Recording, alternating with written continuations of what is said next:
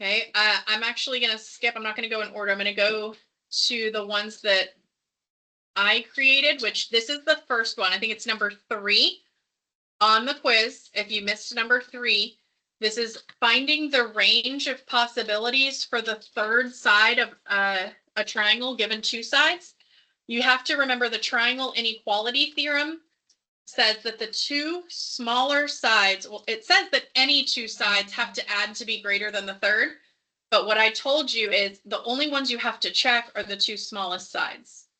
Okay? The 2 smallest sides have to add to be bigger than, greater than the third side. They can't be equal. Some can't be equal to the third side. It has to be greater than. So when you're if you don't have all 3 measures to check that, you're looking for what could the third side be, then you have to add the 2 known sides and subtract the 2 known sides. You have to find the sum and the difference, because we don't know if these are the 2 longest sides or the 2 shortest side or the longest and the shortest, and we're missing the middle. We're not told that. So we have to find, okay, if these were the shortest, they would have to add to be bigger than the third side. So if I were to add these 2,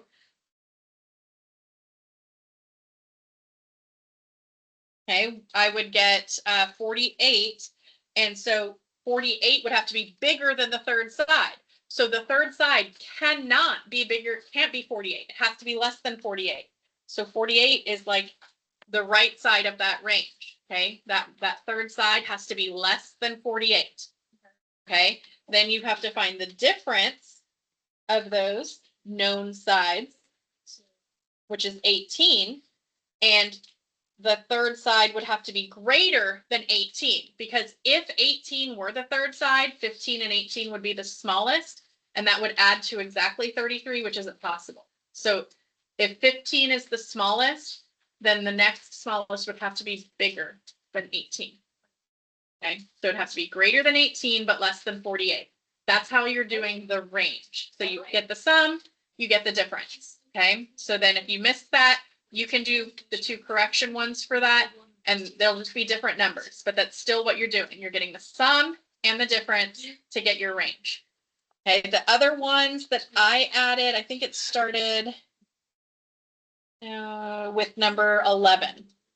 Okay, so in number 11, we've got this triangle with an altitude. They tell us it's an altitude. So this really is a vocabulary question.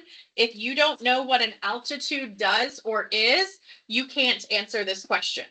An altitude connects a vertex to the opposite side at a 90-degree angle. That's what you need to get, because it's not marked in the picture. You have to know altitude means that that's going to be a 90-degree angle. Does that make sense? So an altitude tells us that this is 90. It was not marked. We add the marking. So now that I know that angle, what do I know about the sum of the 3 angles? They have to add to 180. Now, because it's a right triangle, what do I know about the 2 acute angles? They have to add to 90. So I have 2 options. I can set up all 3 of these added together equal to 180 and solve for x. Or I can set up just the sum of the 2 acute angles and set it equal to 90. Okay, and that's a little bit less work, so I'm going to do that. So I'm going to set up my 2 acute angles must add to 90. Okay, because the acute angles of a right triangle, I'll take it here. And you can just set the clipboard down there. The 2 acute angles have to be complementary. They have to add to 90. So then you can combine your like terms. So I've got 7x plus 14 equals 90. And then I solve for x, right? Okay, so I would subtract the 14. Get 76. And then divide out the 7. Oh.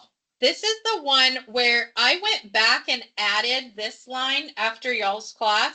So I went back, if it counted it wrong for you because of the rounding, I went back and gave you credit. So just know you got credit. I went back and checked everybody's because it did not have the rounding information in the question, because this one does come out to a decimal. So 76 divided by 7 is about 10.9. Okay, that is rounded.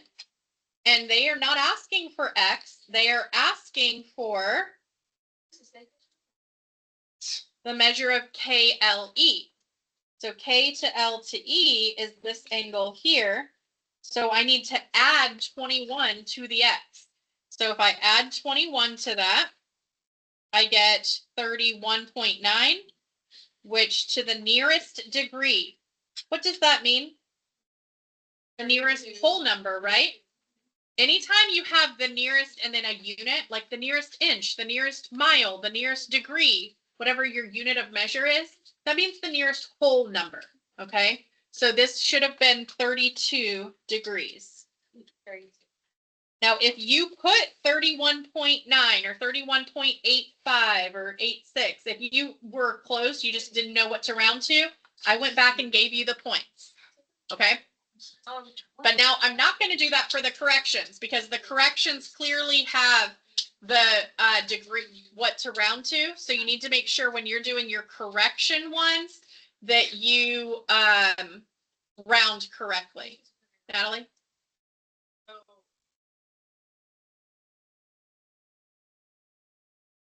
Because ours said KEL and yours was KLE. So it's that change. Yeah, we didn't realize it was. Yeah, you have to read which question because the correction ones may be different. It may be different numbers or it may be a different angle that it's asking for. So if you round, it would have been 10.9.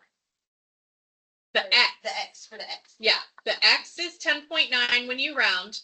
So then you plug it into the specific angle that they're asking for. So yeah, if your correction is asking you for KEL, you would plug that 10.9 in here and then round this angle. Then how would you round it? If your 10th number is above 5, just round that number up? Yeah, the rounding rules don't change. You always look over 1, and if it's 5 or higher, you round up. So our answer can't be a decimal. No, if it says round to the nearest degree, that means no decimal. Round to the nearest whole number. Okay. Okay, Dayton, you still have a question? Okay. Yeah. Megan? I did that exact thing. I put in the 10.9, but I somehow got it wrong. 10.9 is not the answer. No, I mean, like I plugged it in for X for the angle it was asking for. And then you rounded to the nearest whole number? Is it this exact question or is yours slightly different? It's the same one. But it just has a different like angle. Okay. So 6 times 10.9 minus 7. So it should have rounded to 58. Okay, because it would be 58.4. So it wouldn't go up to 59. Okay. Yeah, so that's just a rounding error. All right, are we good with this one? Okay, then number 12, okay, similar picture, but this time the vocab that we have to know is angle bisector. So it tells us that IE is an angle bisector. So what can I mark in the picture if I know I have an angle bisector?